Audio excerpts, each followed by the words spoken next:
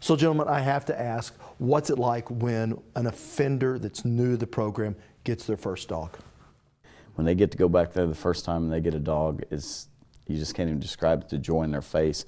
They got a dog to work with, they get to work back, and the only way to describe it is a glorious dog park, because it's got the agility equipment, it's got a track to work your dog. It also has a little pool there, so it's a place to get away from the rigors and the prison and all the razor wire and all that kind of stuff, and get back there and work your dog and be more humanized, I guess is the best way to put it. And I would think that would have to be important, helping not just the dogs but also the offender. There's no doubt about it. I've said it before, it's almost like a snowball effect. You get people that get in the program, they start getting the responsibilities of feeding, brushing, taking care of the dog, doing all the things that I have them do. They have to walk 10 times around the track every day with their dog. They have to work so much basic obedience a day with their dog. I just recently had a guy not long ago that hadn't finished his GED, had been struggling with it for years. The other guys, as mentors, helped him with his dog, and then they also got him going up to the school getting his GED. That happens quite often, and then a lot of people, once they get their GED, they start going to college, or they get enrolled in the career tech and HVAC, cabinet making, various skills that if and when they get out, that'll be beneficial to them in the future. And plus, we do a lot of tours there at Lexington, and some of the guys, they've learned to speak in front of those tours, and then next thing you know, they might be in Toastmasters. And then they learn to speak. Yeah. And those are the guys that whenever we have tours and we have groups come in, that they speak to those groups. And so when they do get out and they go in for a job interview, they'll know what to say and that kind of stuff, and they'll have the skills to keep them out of prison and become productive, tax-paying citizens. That's kind of the goal. Yeah, learning the soft skills. Mm-hmm. Yeah. So, John, you're a veterinarian. I want you to take me through how this program began. Really essentially began in 1981 with Sister Pauline Quinn starting it in Washington State. Then my mentor, Dr. Grant Turnwald, helped start it in 1990 after hearing people from the Delta Societies talk about the prison dog program. And he thought it would be a very good idea to start one here in Oklahoma. So he went and met with some people down at Lexington Prison and began it in 1990. And then about 1996, he was going to become dean of Virginia's Tech Vet School, or associate dean, and he had me come down there to look at the program. And I was extremely reluctant to go down there because my dad had been in the FBI for nearly 30 years, and I didn't want anything to do with, really pretty serious offenders, and the things that had happened. So I said no twice. I did not want to go down. And then what I ended up doing was I prayed about it for a solid day, and then at the end of that day, I just felt like it was the right thing to do. So I told Grant that I would go down with him. On the trip back, Grant kind of said, well, I'm going to be leaving. Would you be interested in taking over this program? And I said, yes, I would. I would be interested. That began in March of '96, and then from there, I've worked with different program coordinators, Jack Cottrell, Tracy Beckelheimer, now Lee Fairchild, over time. I've been through several wardens, and now it's been 19 years of volunteering down there and working, and now, as we've talked about earlier, we're taking the program to Mabel Bassett Correctional Center. And so what I do as a veterinarian is I help with medical issues that Lee may have questions with or offender might have questions with. I'll go down and give a class on parasitism and first aid and talk about cleanliness of a kennel, or how to treat an animal that has an allergic reaction, or how we take care of parasites, internal, external. So what's neat about that, though, is it starts to get them thinking in terms of not only caring for the pet, but medically looking at it too, so it's a different level for them. There's such an interesting relationship between the pet that usually comes from a shelter or a rescue or an organization, and they've often had a very similar background to the offender, where usually their life hasn't been very easy at all. And then you see this animal and the offender get together, and you see this transformation occur, and you see it in their eye. And that's what's so magical about it. And I think that is such an important point, that not only are the offenders getting a second chance with these animals, the animals are actually getting a second chance as well, just like Duke did. Right. So tell me a little bit about Duke. Well, Duke is a 7-year-old standard poodle. He was actually donated to the prison. He was about 16 weeks old when he was picked up. The offender that had him is Bill Gasaway, and I hope Bill's okay right now, because he hates being without his dog, and he's done a fantastic job, as you see with Duke. Actually, I had a certified trainer come there that could certified Duke and AKC, Canine Good Citizen, and we did that with Duke there. And then I took Duke out myself to Canine Sports Academy there in the Goldsby, Oklahoma area and put him through a class for his Therapy Dog International certificate.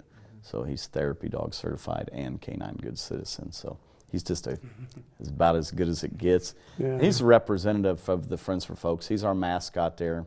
So he comes out, and if you've never seen it, it's really a sight to behold. He'll run the obstacle course by himself. And when he goes flying over, the last part of it is a jump. He looks like a deer going over. It just looks really cool. So we have a lot of tours, like I said before, and almost everybody at the tours, I said, make sure you're watching there at the end. Everybody gets a big old kick out of that. Yeah, and you did bring along with you a mascot that was made, and this was made inside the prison? It was made at Mabel Bassett Correctional Center. Yeah, yes, and that's a little dog that represents Star, one of the dogs that was down there years ago that ended up saving a lady's life. Mm-hmm. And tell us a little bit about Star too, because you also have this children's book that is fairly new or right, recent. just came out this fall, and it's called Marvin's Shining Star, and it's a story about a offender named Marvin, who's a good friend of mine, that trained a dog named Star that was brought in from the Norman Animal Shelter. And when he trained her, she ended up becoming one of the best search and rescue dogs that they've ever had. And Marvin told me Star could find him no matter where he was in Lexington. He could hide anywhere, and Star could find him. So he was a very good dog. But anyway, a lady who had Alzheimer's drifted off her unit, became lost. They spent 10 hours with other search and rescue teams and infrared helicopter, couldn't find this lady. And it was in the fall, and if they didn't find her soon, she had Alzheimer's, she was going to die of probably exposure or dehydration. So it was imperative they found her. So Tracy Beckelheimer got Star, and it's just like a Walt Disney story, and they let Star smell her pillowcase, and in 20 minutes Star found her down in a ravine. So it's a really amazing story, and we tell it in the film Dogs of Lexington. You'll see actual footage of Marvin and Star in there. Now, Greg, you're a filmmaker. I want to hear about the actual production of doing the Dogs of Lexington. What was it like shooting behind the wall, and what was it like meeting some of the people you did? Well, this is one of our community projects that our college, Oklahoma City Community College, does, and I'm the director of the film and video program there. So our students, and you know, it sounds like John hooked me in the same way that Grant hooked you. In other words, you take them down to the prison and have a talk there. That's our first talk, was just, well, come here, just let me show you the program. And then once you see what this does, then it's like, how can you not be hooked? It was a thrilling thing for our students to work on, because, you know, part of what you're trying to do in a film is, especially a film like this, is you're trying to discover the story as you start to work on it. So we came down to just talk to everybody out by the obstacle course and interview everyone. And then once we did that, we said, well, but there's also training that happens in your cell. So, well, that's something else we should shoot. So we shot that. And then, well, there's a dog named Sarge, and he's going to be going to the vet center. So we should follow that. So it's a thrill to see young people that you've taught in college be able to go out and then apply what they've learned right there to capture these moments. Then we're able to put together in a story that has at least moved the DOC enough to be able to open up this program into a new prison. Because what Lee's talking about, the look in the eyes, well, we caught that in that lesson. Like, what's it like for a woman that's been behind bars for 16 years and never touched a dog at that time? What's that like the first time? Ultimately, from talking with them, and you may end up in prison and feel in a real hopeless place, like, because you're there, and it can feel like the end of the road. But if you got a dog that's got a problem, and you are working with that dog, and lo and behold, after however long it takes, that dog changes, well, suddenly you start to believe in change yourself. And then once you start to believe that things can change for a dog, well, why can't they change for me? And that starts to give you hope. And that's the most beautiful gift that this program brings to all the people inside the prisons, to the animals, and then the animals go out, and then they bring hope to all the people they come in contact with. Like Sarge at the vet center, it's like all those guys lining up to give Sarge a walk. They still talk to him. We have one of the people we interviewed in the Mabel Bassett, Daryl, Winters was talking about how, yeah, his wife works there, and they got this little dog named Sergeant. Everybody just loves to take that dog out for a walk. So John has a name for it. He calls it the ripple effect. This good action just keeps producing more and more and more good out into the world. Now, we have the Dogs of Lexington. We're about to have a second film called and Greg, I'll let you finish me up. What was the new film?